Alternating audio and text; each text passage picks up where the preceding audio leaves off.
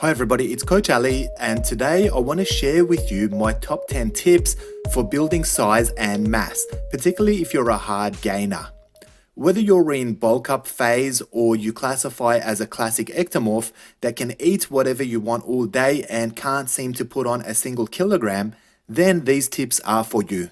Keep in mind the goal here is to go into calorie surplus and ensure we're putting weight on. So if you're trying to get lean, then you should consider watching my video on the top 20 foods for weight loss instead of this one. My top 10 tips for today will start with the foods you need to eat to encourage gains, and then we'll go into some training and lifestyle tips to make sure you bulk up and keep your gains. Let's get started with our list.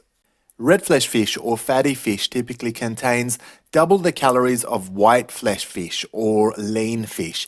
This simply means that you can get more calories from fatty fish, which is going to help you with your size and mass gains. It's also one of the best natural sources of protein and HDL, good cholesterol, so it'll be a vital building block for your muscles and a great way to keep your arteries clean, especially if you're consuming lots of other meats such as beef, chicken, or shellfish.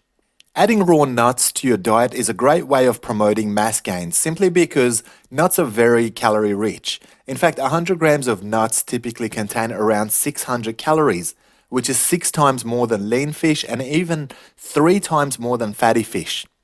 Almond butter, peanut butter, and similar ground nuts can help you get more calories without filling up your stomach too much. Much like nuts, adding seeds to your diet, including grounded derivatives such as tahini, which is basically ground sesame seed, can add massive amounts of calories to your diet.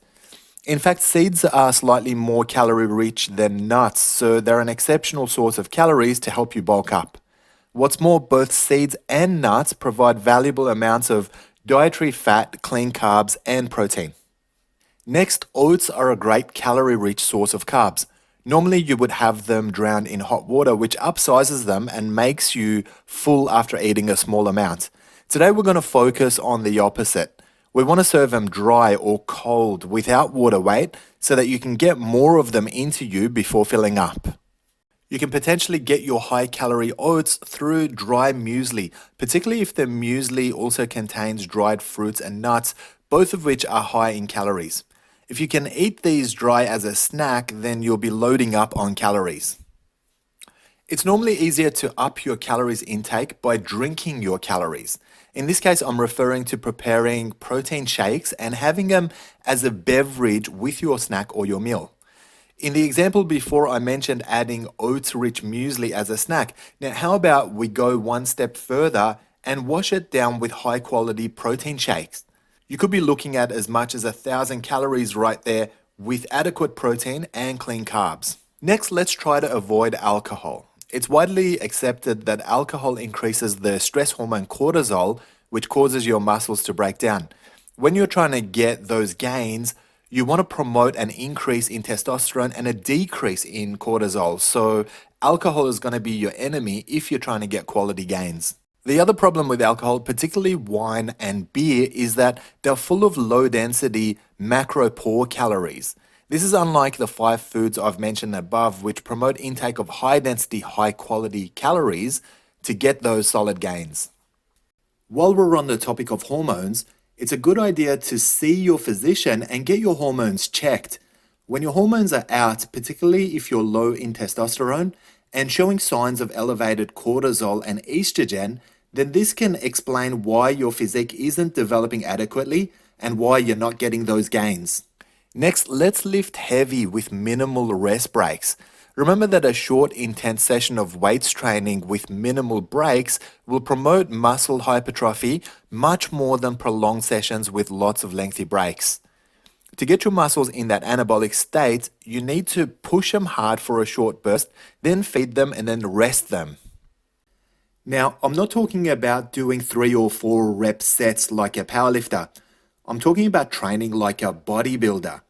Get your 10 or 12 reps in, followed by just enough break to get you through your next set. Another way of promoting muscular hypertrophy is through time under tension training by very slow releasing the eccentric component of your exercise, or by adding isometric sets to your workouts. If you're not comfortable with training for yourself and want guided programs for mass gain, then simply search Coach Ali Time Under Tension workouts and follow along training to any program that appeals to you. Guys, get good sleep. Resting your muscles and allowing them sufficient recovery is going to be one of the key factors when it comes to adding quality size and mass. 8 hours of solid sleep, if you can get it, will help your muscles recover and grow. On a side note, this is a great reason to break your workout down by body part rather than training full body workouts each day. If you look at how a bodybuilder trains, it's different muscles on different days. If you look at how I typically deliver my programs, upper body, core, and legs are trained on different days. So while one area is working, other areas are resting and recovering. This way you can train every day if you want to without overtraining any particular body parts. Finally, hydrate your body. Remember that dehydrated muscles are not going to grow and that over 50% of people simply don't drink enough water. For the purpose of bodybuilding, you should be aiming for around 35 mils of water for each kilogram of body weight. For example, the average adult weighs around 60 kilograms and they should be drinking 2 liters of water daily. If you're bigger, for example myself, I weigh around 100 kilograms, so I need 3.5 liters of water daily. This can include green tea or black tea, as well as weak long black coffee, as they're all over 90% water. Okay, so we've reached the end of my list of tips to help you get those muscle gains and upsize your physique. If you think my tips will help your friends, especially the skinny ones who can't seem to get the gains, then please be sure to share this video with them.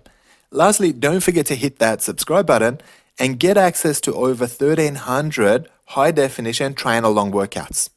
I'll see you again very soon and have yourselves a great day.